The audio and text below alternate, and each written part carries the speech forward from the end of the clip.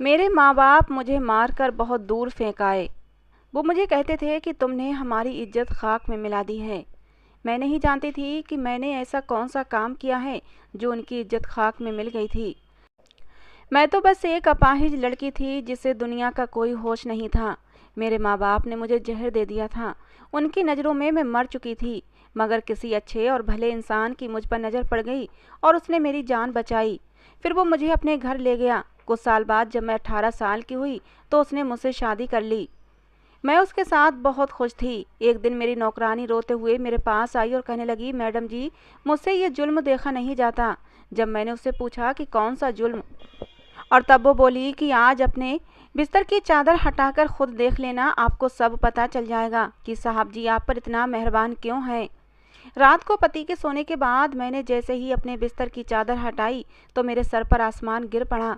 ऐसा लगता था कि जैसे अभी मेरी जान निकल जाएगी, क्योंकि मेरी चादर के नीचे तो मेरा नाम सीमा है। मेरे पापा प्राइवेट कंपनी में जॉब करते थे।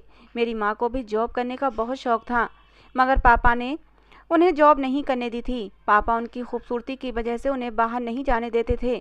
मेरी माँ की शिक्षा मेरे पापा से कहीं ज़्यादा थी। वो कहती थीं कि मेरी काबिलियत से तुम्हारा बाप जलता है, इसीलिए मुझे जॉब नहीं करने देता। बस इसी वजह से दोनों के बीच हमेशा लड़ाई झगड़े चलते रहते थे। मम्मी की बातों में ज़्यादा हस्तक्षेप उनके दोस्तों का रहता था, जो हर वक्त अपनी महंगी चीज़ों का दिखावा करते रहते थे। मम्मी के अंदर भी इच्छा पैदा होती थी कि वो भी ऐसी महंगी महंगी चीज़ें इस्तेमाल करें। उन्हें अपनी गरीबी एक बहुत बड़ा ऐब लगती थी। हालांकि हमारे घर किसी भी चीज़ की कमी नहीं थी। पापा इतना कमा लेते थे जिससे घर का खर्चा बहुत ही अच्छे से चल जाता था। मेरी पैदाइश पर दोनों ही खुश थे, लेकिन जब उन्हें पता चला कि उनकी बेटी अपाहिज है तो वो एक दूसरे को इस बात का इल्ज़ाम लगाने लगे थे। उन्हें तंदुरुस्त और सेहतमंद बच्चा चाहिए था। मम्मी को अपने दोस्तों के सामने ये बताने में शर्मिंदगी होती थी कि उनकी बेटी अपाहिज है। पापा तो वैसे भी मुझे बोझ समझते थे। मैं सारा दिन अकेली बैठी रोती रहती थी। एक दादी ही थीं जो मेरा ख्याल रखती थीं, मेरे पास बैठी रहती, और ऐसे ही करते करते मैं 12 साल की हो गई थी। मुझे कहीं भी जाने की अनुमति नहीं थी। मैं मम्मी पापा की लड़ाई झगड़ा देखती आई थी। मम्मी का बेपनाह हुस्न मुझे विरासत में मिला था, लेकिन इतनी खूबसूरती का क्या फ़ायदा जब मुझे कोई प्यार ही नहीं करता था। भगवान ने मुझे खूबसूरती दिल खोल कर दे दी थी, लेकिन मुझे चलने फिरने के लिए पैर नहीं दिए थे। जब आपको बोझ समझा जाए तो फिर आपके अंदर की सारी खूबियाँ कमी में बदल जाती हैं। पापा कहते थे, पता नहीं किस गुनाह की सज़ा में हमें ये अपाहिज लड़की मिली है। हालांकि मैं उनकी इकलौती औलाद थी। पापा और औलाद नहीं चाहते थे, बस मुझे देखकर कहते कि इतनी खूबसूरत बच्ची है, काश अपनी टांगों से चल सकती। अब कौन इससे शादी करेगा, हमेशा हमारी ज़िंदगी पर एक बोझ की तरह बनी रहेगी। मेरा दिल चाहता था कि मेरे माँ बाप मुझे प्यार करें, मगर वो तो मेरी तरफ देखने के लिए भी राजी नहीं थे। वो तो आपस में एक दूसरे से लड़ते रहते और एक दूसरे से अलग हो जाना चाहते थे। मम्मी पापा से कहती कि मुझे तलाक दे दो, मुझे तुम्हारे साथ नहीं रहना, लेकिन सबसे बड़ी वजह मैं थी। वो मुझे किसी अनाथ आश्रम में डाल देना चाहते थे, लेकिन दादी ने ऐसा होने नहीं दिया। और फिर अचानक दादी की तबीयत खराब रहने लगी तो कोई मुझे पूछता तक नहीं था। उनका इलाज भी जैसे तैसे चल रहा था, और फिर इसी बीमारी के दौरान दादी 1 महीने के बाद ही हमेशा हमेशा के लिए भगवान के पास चली गईं। मैं बहुत रोई थी कि भगवान मुझे भी अपने पास बुला लो। दादी को मरे कुछ ही दिन गुजरे थे कि मम्मी पापा की लड़ाइयाँ और भी ज़्यादा बढ़ गई थीं। मम्मी अपना सारा गुस्सा मुझे मार कर निकालती थीं। उन्होंने कभी मुझे डॉक्टर को भी नहीं दिखाया था, क्या पता मैं ठीक ही हो जाती। मम्मी पापा की गैर मौजूदगी में किसी आदमी से भी मिलने लगी थीं, और मम्मी ने मुझे सख्ती से मना कर दिया था कि ये बात मैं किसी को भी ना बताऊं। और फिर एक दिन मेरी मम्मी पापा में किसी बात पर बहस हुई। उसके बाद मम्मी मेरे पास आईं और फिर अपने हाथों से मुझे खाना खिलाने लगीं। मैं हैरान हुई कि मम्मी को क्या हुआ है जो वो मुझे अपने हाथों से खाना खिला रही हैं, मगर मैं नहीं जानती थी कि इस खाने में जहर मिला हुआ है। खाना खाने के बाद जब मैं बेहोश हो गई और मेरे माँ बाप को लगा कि मैं मर चुकी हूँ, तब वो मुझे उठाकर बहुत दूर जगह पर ले आए थे। उस समय मेरी उम्र 14 साल थी। मैंने सुना हुआ था कि माँ बाप को अपनी औलाद से बहुत प्यार होता है। वो खुद को मुश्किलों में डाल लेते हैं, लेकिन अपनी औलाद पर आने वाली हर तकलीफ़ को दूर करने की कोशिश करते हैं। अपनी औलाद को सर्द गर्म हवा भी नहीं लगने देते। लेकिन मुझे जहर देते समय मेरे माँ बाप के हाथ नहीं काँपे थे। उनके अंदर से शायद इंसानियत ख़त्म हो गई थी।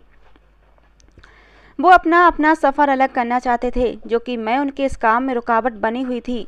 लेकिन मुझे मारने की क्या ज़रूरत थी? वो मुझे किसी अनाथ आश्रम में फेंक देते। वो समझे थे कि शायद उन्होंने मुझे मार दिया है। कहते हैं ना कि मारने वाले से बचाने वाला बड़ा होता है। मैं तो सच में ही मर गई होती अगर समय पर किसी भले इंसान ने मेरी जान न बचाई होती। मैं अस्पताल के बेड पर थी और बहुत हैरान थी कि आज के दौर में ऐसा कौन करता है, जबकि मेरी तो माँ और मेरे बाप ने भी मुझे मरने के लिए छोड़ दिया था। मेरे लिए वो एक घना वृक्ष था जिसने मुझे धूप में जलते हुए छाँव दी थी। उसने मुझसे मेरा नाम पूछा और पूछा कि तुम कौन हो और किसने तुम्हें जहर दिया है।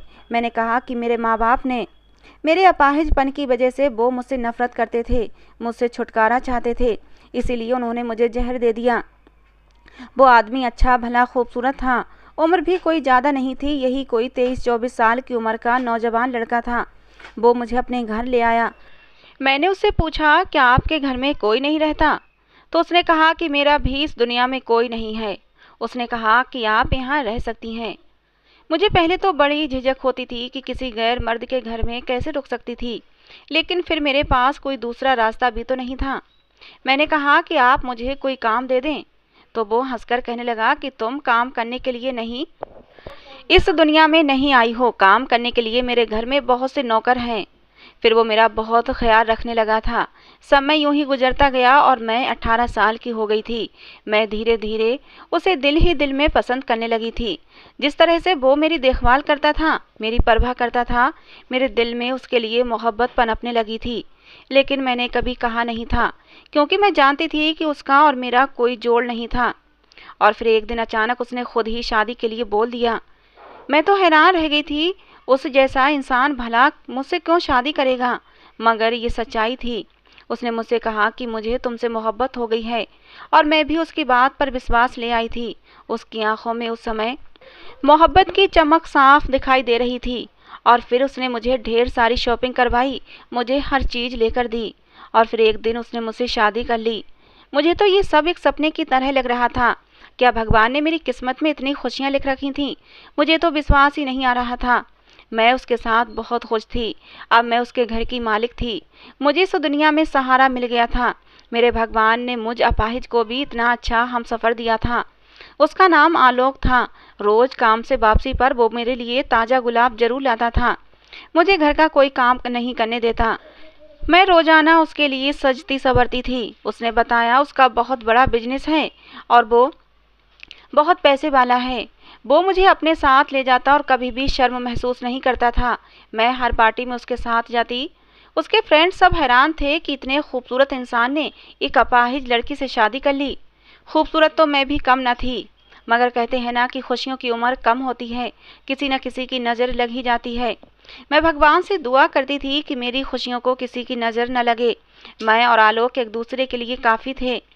एक दिन नौकरानी खाना देने आई तो बोली, मैडम जी, मुझे ये सब कुछ देखा नहीं जाता, मुझसे ये जुल्म नहीं देखा जाता। मैं बोली, कौन सा जुल्म?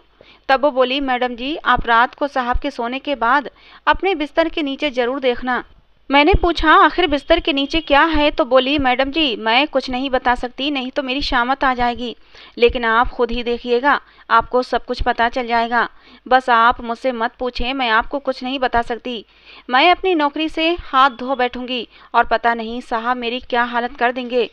और एक बात का ध्यान रखना, मेरी बताई हुई ये बात साहब को मत बताइएगा, वरना वो मुझे काम से निकाल देंगे। मैं तो रोटी रोटी के लिए मोहताज हो जाऊंगी। मैं हैरान रह गई थी। मेरे पति की इतनी भरोसेमंद नौकरानी थी। मुझे कहीं भी जाना होता तो वही मेरी व्हीलचेयर पकड़ती थी। मुझे बड़ी हैरत हुई। उस रात मैं अपने पति के सोने का इंतजार करने लगी कि आखिर ऐसा क्या है बेड के नीचे। मेरे बहमो गुमान में भी नहीं था कि बेड के नीचे क्या होगा। आलोक के सोने के बाद जैसे ही मैंने बेड के नीचे देखा तो मेरे पैरों तले से जमीन निकल गई थी, क्योंकि वहाँ हाथ से बनी 4-4 गुड़ियाँ पड़ी हुई थीं। उन सबकी टांगें टूटी हुई थीं और उन पर सुइयाँ लगी हुई थीं। वो सब देखने में मेरे जैसी लगती थीं। ये सब देखकर मैं बहुत ज़्यादा डर गई थी। मेरा शरीर काँप रहा था। मैं गहरी सोचों में उलझी हुई थी। मैं आलोक से पूछना चाहती थी कि उस नौकरानी का डरा सहमा रूप मेरे सामने आ गया। उसने मुझसे वादा लिया था कि मैं किसी को कुछ नहीं बताऊंगी। वो कहती थी, मैडम जी, मैं आपकी खैर ख्वाह हूँ। अगर आपने साहब को बता दिया तो वो आपके साथ भी बुरा करेंगे और मुझे भी नौकरी से निकाल देंगे। मैं अपने छोटे छोटे बच्चों को कहाँ से खिलाऊंगी। मैंने अगली सुबह उसी नौकरानी से कहा कि बेड के नीचे 4 पुतले थे जो सुबह के समय वहाँ से गायब हो गए थे। तुम बताओ ऐसा क्या है? देखो, मुझसे मत छुपाओ। मैं तुम्हारी कही हुई बात किसी को भी नहीं बताऊंगी। वो बोली, मैडम जी, आपको नहीं लगता कोई आप पर इतना मेहरबान है? इसकी कोई ना कोई वजह जरूर होगी। आपसे पहले यहाँ और भी लड़कियाँ आई थीं। वो सब साहब की खूबसूरती से इम्प्रेस थीं। साहब ने उनसे भी इसी तरह शादी की थी। लेकिन वो अपनी बात बीच में ही अधूरी छोड़कर बोली, मैडम जी, आप बहुत मासूम हैं। आप साहब से बचकर रहें। मैं आपकी मदद करना चाहती हूँ। नौकरानी की बात सुनकर मुझे अपने कानों पर विश्वास नहीं आया था। मैंने कहा, मुझे पहले ये बताओ, उन पुतलों से क्या होगा? वो बोली, मैडम जी, पहली वाली मैडम साहिबा के बेड के नीचे भी ऐसे ही पुतले रखे हुए थे। मैंने खुद देखा था। फिर कुछ दिन बाद ही वो मैडम मर गई थीं। साहब ने कहा कि किसी को मत बताना। साहब ने हम सबको बताने से मना किया था। नौकरानी की बातें सुनकर मुझे परेशानी ने घेर लिया था। मैंने उससे सलाह मांगी कि तुम ही बताओ मुझे क्या करना चाहिए। वो बोली, मैडम जी, आपको यहाँ से अपनी जान बचाकर भाग जाना चाहिए। वो बोली, मैडम जी, पास ही एक एनजीओ है, वहाँ पर अनाथ और बेसहारा लड़कियों को रखा जाता है। आप वहाँ चली जाएं। यहाँ पर आप बेमौत मारी जाएंगी। मैं वो पुतले देखकर और नौकरानी की बात सुनकर बहुत डर गई थी। मेरा दिल ये सब मानने से इनकारी था। आलोक तो मेरा कितना ख्याल रखता था, मेरे इलाज के लिए इतना चिंतित रहता था। उसने कहा था कि मैंने डॉक्टर से बात कर ली है। डॉक्टर ने उम्मीद दिलाई है कि तुम जल्दी ही ठीक हो जाओगी, तुम्हारा इलाज हो जाएगा और तुम अपने पैरों पर खड़ी हो सकोगी। वो मुझे इतना चाहता था, फिर वो ये सब कुछ कैसे कर सकता है? कैसे वो मेरी जान ले सकता है? मुझे समझ नहीं आया कि मैं किसका यकीन करूं और किसका ना करूं। नौकरानी एक दूसरी नौकरानी को लेकर आई। उसने भी वही कहानी सुनाई। दूसरी नौकरानी के मुंह से ये सब सुनकर मैं अब सच में डर गई थी। उस नौकरानी ने मेरी बहुत मदद की थी। उसी ने टैक्सी बुलाई और मुझे उस टैक्सी में बिठा दिया और ड्राइवर से कहा कि मैडम जी को एनजीओ के गेट पर उतार देना। ड्राइवर ने मुझे एनजीओ के गेट पर उतार दिया। मैं अपनी व्हीलचेयर पर बैठ रही थी कि मेरी माँ ने मुझे देख लिया और गाड़ी रोककर मेरे पास आ गई। वो मुझे जिंदा देखकर रोने लगी। मैं अपनी माँ को देखकर डर गई थी कि कहीं घर ले जाकर फिर से वो मुझे जहर न दे दें, मगर मैं भाग भी नहीं सकती थी। मेरी आंखों में डर देखकर वो बहुत शर्मिंदा हुई। वो मुझे कहने लगी, बेटा, मुझे माफ़ कर दो। मैंने तुम्हारे साथ जो कुछ भी किया बहुत गलत किया है। मैं तो समझी थी कि तुम मर गई हो, मगर तुम तो जिंदा हो। वो मेरे पास आने लगी, लेकिन मुझे उन पर गुस्सा आया। मैंने कहा कि खबरदार, अगर आपने मेरे करीब आने की कोशिश भी की तो मैं आपको कभी माफ़ नहीं करूँगी। वो मेरे पाँव पड़ गई और बोली, मुझे माफ़ कर दो। उस दिन तुम्हें मारना मेरा फैसला नहीं था, बल्कि ये फैसला तुम्हारे बाप का था। मैं मजबूर थी उस समय, मगर अब तुम मेरे साथ रहोगी। तुम्हारा बाप मुझसे ना जाने कब का अलग हो गया है और उसने अपनी एक अलग दुनिया बसा ली है। मैंने कहा कि मैं कैसे विश्वास कर लूं कि आप घर जाकर मुझे अच्छे से रखेंगी, मुझे मारेंगी नहीं, मेरे साथ बुरा बर्ताव नहीं करेंगी। मेरी माँ रोने लगी और बोली, मेरी बच्ची, मेरा यकीन करो, मेरी तड़पती हुई ममता को सुकून आ जाएगा। मुझे एक मौका दो। मेरा दिल भी भर आया और मैं उनके गले लगकर खूब रोई। वो मुझे अपने घर ले आई। मैंने पूछा, पापा और आपकी तलाक क्यों हुई? मम्मी बोली, तुम्हारे पापा को मेरे साथ रहना बिल्कुल भी अच्छा नहीं लगता था। वो मेरे साथ रहना ही नहीं चाहते थे। उन्होंने धमकी दी थी कि अगर मैं तुम्हें मारने में उनका साथ नहीं दूंगी तो वो हम दोनों को ही मार देंगे। इसलिए मैंने इसी डर से उनका साथ दिया था। लेकिन मैं मानती हूँ मुझे इस कदर कमज़ोर नहीं होना चाहिए था। फिर एक दिन तुम्हारे बाप ने दूसरी शादी कर ली। मैं तुम्हारे मामा के घर चली गई, लेकिन उन्होंने भी मेरा साथ नहीं दिया। सबने यही कहा कि मर्द दूसरी शादी तभी करता है जब वो अपनी पहली औरत से खुश नहीं होता। तुमने अपने पति को खुश नहीं रखा, तभी उसने दूसरी शादी की है। इसमें तुम्हारी ही गलती है। तुम्हारा बाप कहता था कि मैं अपनी नई पत्नी के साथ साथ तुम्हें भी रखने को तैयार हूँ, लेकिन मैं तो उस इंसान के साथ अब रहना ही नहीं चाहती थी। मैं सारी सारी रात रोती रहती थी। मैं एक ऐसी माँ हूँ जिसने अपनी बेटी को ही जहर दिया था। जमीर की अदालत में मुझे एक पल के लिए भी सुकून नहीं था। तुम्हारे पापा के साथ मैं रहना नहीं चाहती थी। मैं पहले दौलत के लालच में थी। मुझे तुम्हारे पापा का एक दोस्त पसंद था, लेकिन मैं समझ गई थी कि कोई भी मर्द भरोसे के काबिल नहीं होता। मेरी तलाक के बाद वो भी मुझसे शादी के लिए राजी नहीं था। मैंने नौकरी की तलाश शुरू कर दी, फिर मुझे नौकरी भी मिल गई। जब मैंने नौकरी करना शुरू करी तब मुझे एहसास हो गया था कि मैंने क्या कर दिया है। सारी उम्र तुम्हारी कदर नहीं की। तो मेरी औलाद थी, मैंने तुम्हारे साथ बहुत बुरा किया। कितने लोग होते हैं जो औलाद की खुशी को तरसते रहते हैं और भगवान से दुआएं करते उनके मुंह नहीं थकते, मिन्नतें मांगते हैं। मुझे तो भगवान ने औलाद की खुशी दी थी। मुझे माफ़ कर दो। मैं उनको और शर्मिंदा नहीं देख सकती थी, इसीलिए मैंने अपनी माँ को माफ़ कर दिया। मेरी माँ खुश हो गई। माँ बोली, अब मैं तुम्हें कहीं नहीं जाने दूंगी। इतने समय तुम कहाँ रहीं?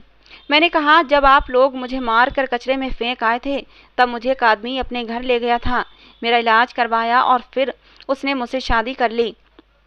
लेकिन मुझे पता चला है वो इंसान अच्छा नहीं है। मुझे वहाँ काम करने वाली नौकरानियों ने बताया है कि इससे पहले भी वो बहुत सी शादियाँ कर चुका है और वो अपनी पत्नी की हमशक्ल गुड़िया बेड के नीचे रखता है और फिर कुछ ही दिन के बाद उसकी पत्नी मर जाती है। जब मुझे सच्चाई पता चली तो मैं वहाँ से भाग आई। मैंने रोते हुए अपनी माँ को सारी बात बता दी। मेरी माँ बोली, ये सब मेरी वजह से हुआ है। मैं अच्छी माँ नहीं हूँ, तभी तुम्हें इतनी मुश्किलें देखनी पड़ी। तुम अपनी माँ को माफ़ कर दो। मैंने कहा, मम्मी इसमें आपका कोई दोष नहीं। मम्मी बोली, इसमें मेरा ही दोष है। तुम्हें इस कदर नफरत से पाला, दिन रात तुम्हें भूखा रखती थी, तुम्हें मारती पीटती थी, तुम डर जाया करती थी, लेकिन मैं तरस नहीं खाती थी।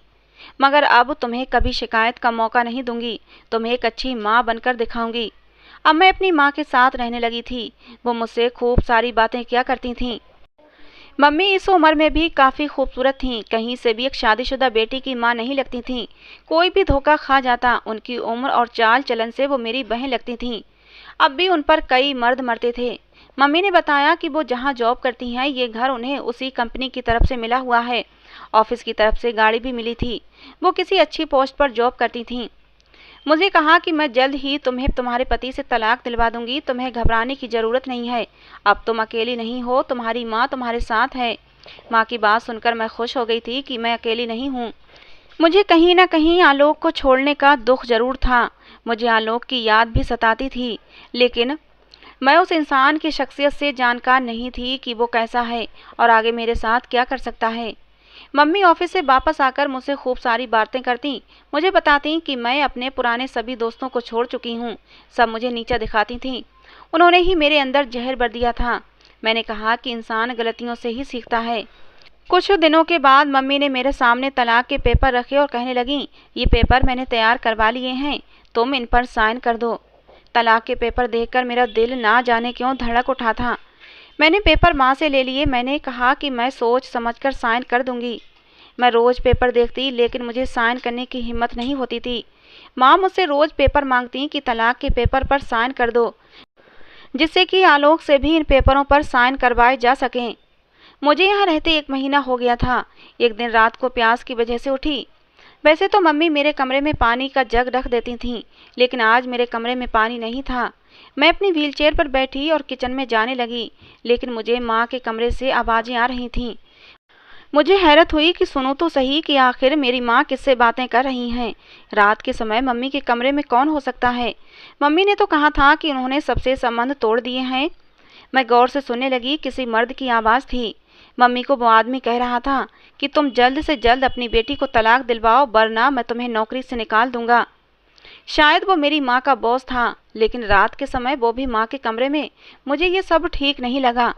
फिर वो कहने लगा, तुम जो मुझसे शादी के सपने देख रही हो, तुम्हारे सपने तभी पूरे होंगे जब तुम मेरा काम करोगी।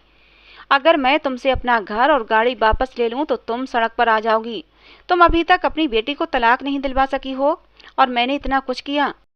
तुम्हारी बेटी की नौकरानी को पैसे दिए, उसको घर से निकलवाया, तुम्हारी बेटी के दिल में शक पैदा किया, झूठे पुतले बनाकर रखे, और तुम उससे अभी तक तलाक के पेपर्स पर साइन नहीं करवा सकी हो।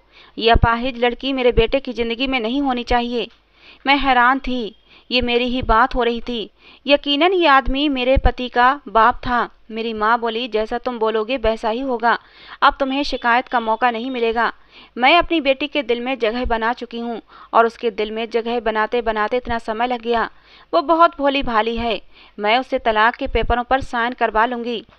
अब मुझे सारी बात समझ आ गई थी। मुझे अपनी कमअक्ली पर गुस्सा आया था। मैंने इतने मोहब्बत करने वाले पति पर विश्वास नहीं किया। मैंने कितनी आसानी से उसको छोड़ दिया। जो माँ अपनी बेटी को जहर दे सकती है, वो भला अचानक इतनी अच्छी कैसे हो सकती है। ये सब एक सोची समझी चाल थी। वो नौकरानियाँ भी मिली हुई थीं और मैं उनकी बातों में आ गई। उन्होंने ही वो गुड़ियाँ मेरे बेड के नीचे रखी थीं और ये मनगढ़ंत कहानी बनाई थी। मुझे एकदम घुटन का एहसास हुआ। मैं यहाँ से निकल जाना चाहती थी। मैं चुपचाप जाकर अपने कमरे में लेट गई। मैंने मम्मी को बिल्कुल भी एहसास नहीं होने दिया कि मैं उनकी सच्चाई जान चुकी हूँ। अगले दिन मम्मी ऑफिस गईं तो उनकी नौकरानी मुझ पर नज़र रखने के लिए आ गई। वो हमेशा मेरे साथ रहती थी।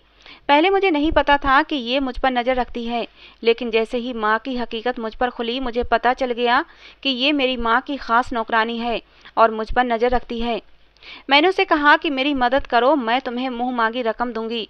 तुम मुझे मेरे पति के घर ले चलो। मेरी माँ बिल्कुल भी अच्छी नहीं है। वो एक जालिम औरत है।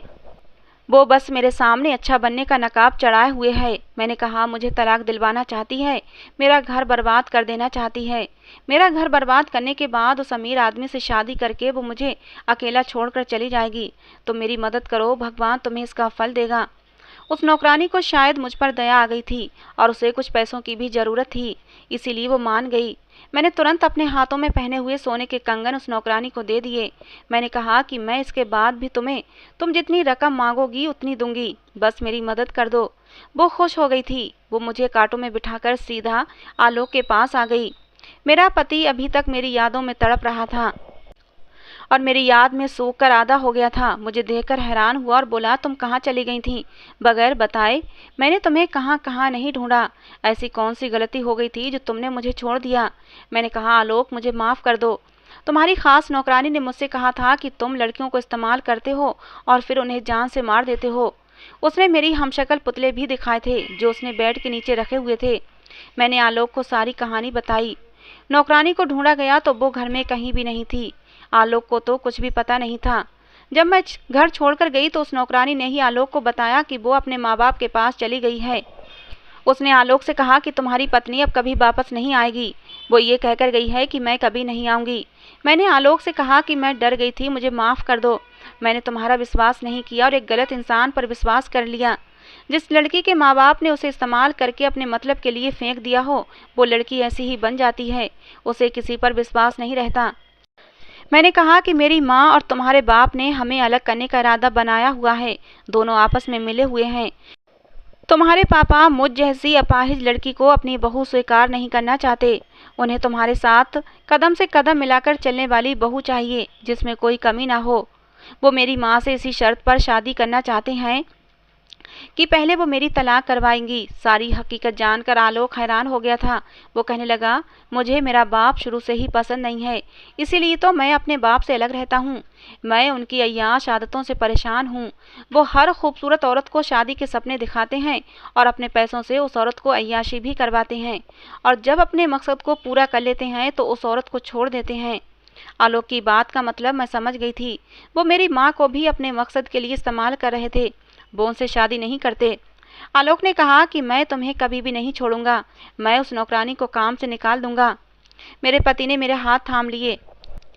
वो मुझसे बहुत मोहब्बत करता था। ऐसे लोग जो दौलत के लालच में आकर अपना घर तबाह कर दें, उन पर कभी विश्वास नहीं करना चाहिए। मेरी माँ को भी अब सब कुछ पता चल गया था। वो भी मेरे घर आई। उन्हें फिक्र थी कि अगर मैं आलोक के साथ रहने लगी तो उनके हाथ आई दौलत निकल जाती। असल में उन्हें किसी से मोहब्बत थी ही नहीं। वो तो सिर्फ दौलत की भूखी थीं। कहने लगी, तुम मेरी बेटी हो, मेरे साथ चलो, देखना मैं तुम्हारा इलाज करवाऊंगी। ये आदमी अच्छा आदमी नहीं है, ये तुम्हारी जान ले लेगा। मैं तुम्हें इस आदमी से तलाक दिलवा दूंगी। मैंने कहा, मैं आपका असल चेहरा देख चुकी हूँ। अब मैं आलोक के साथ रहूंगी। मैं बेवकूफ़ थी जो आप पर विश्वास कर लिया। मुझे समझ जाना चाहिए था कि आप विश्वास के लायक नहीं हैं। वो कहने लगी, क्या बोल रही हो? मैं तुम्हारा इलाज करवाना चाहती हूँ। तुमने तो मुझे माफ़ कर दिया था। मैंने कहा, मैंने आपकी उस रात सारी बातें सुन ली थीं। अगर अब आपने मेरे साथ कोई ज़बरदस्ती की तो मैं आपको पुलिस के हवाले कर दूंगी। पुलिस का नाम सुनते ही मेरी माँ घबरा गई थी। मैंने कहा कि आप इस काबिल नहीं हैं कि आपको माफ़ किया जाए। और फिर मैंने अपनी माँ पर कोई भी तरस नहीं दिखाया था। मैंने उन्हें जान से मार देने के जुर्म में पुलिस के हवाले कर दिया था। मैंने पुलिस को बता दिया कि इन्होंने मुझे जहर देकर मारने की कोशिश की थी। पुलिस ने उन्हें गिरफ्तार करके ले गई थी। मैं कभी भी ऐसा ना करती, लेकिन मुझे पता था कि उन्होंने मेरी ज़िंदगी में सुकून कभी नहीं रहने देना था। लेकिन भगवान का धन्यवाद था कि अब सब कुछ ठीक हो गया था। आलोक ने मुझे बताया कि मैंने तुम्हें बहुत ढूंढा था, मगर तुम मुझे कहीं न मिली। काश तुम मुझ पर विश्वास कर लेती। तुम्हारे माँ बाप दोनों ही गलत इंसान थे। मैंने आलोक से माफ़ी मांगी कि मैंने उस पर विश्वास नहीं किया। अब हम दोनों खुशी खुशी रह रहे हैं। मैं आलोक के साथ अपने इलाज के लिए देश से बाहर आई थी। डॉक्टर ने ऑपरेशन का बोला था कि इसके बाद ये चल फिर सकती हैं। आलोक मेरा इतना ख्याल रखते हैं कि मैं भगवान का जितना धन्यवाद करती हूँ उतना कम है। ऑपरेशन के बाद मैं धीरे धीरे बिल्कुल ठीक होने लगी थी, अपने पैरों पर चलने लगी थी। और उस समय आलोक ने मेरी बहुत मदद की थी। मैं भगवान का जितना धन्यवाद करूँ उतना कम है कि उसने मुझे इतना प्यार करने वाला हमसफ़र दिया था। तो दोस्तों, ये थी आज की हमारी कहानी। आपको कैसी लगी ज़रूर बताना। पसंद आई हो तो प्लीज़ लाइक करना। रोज़ एक नई कहानी सुनने के लिए हमारे चैनल को भी सब्सक्राइब करना। कहानी को अंत तक सुनने के लिए आप लोगों का बहुत बहुत धन्यवाद दोस्तों। मिलते हैं अगली किसी नई कहानी के साथ।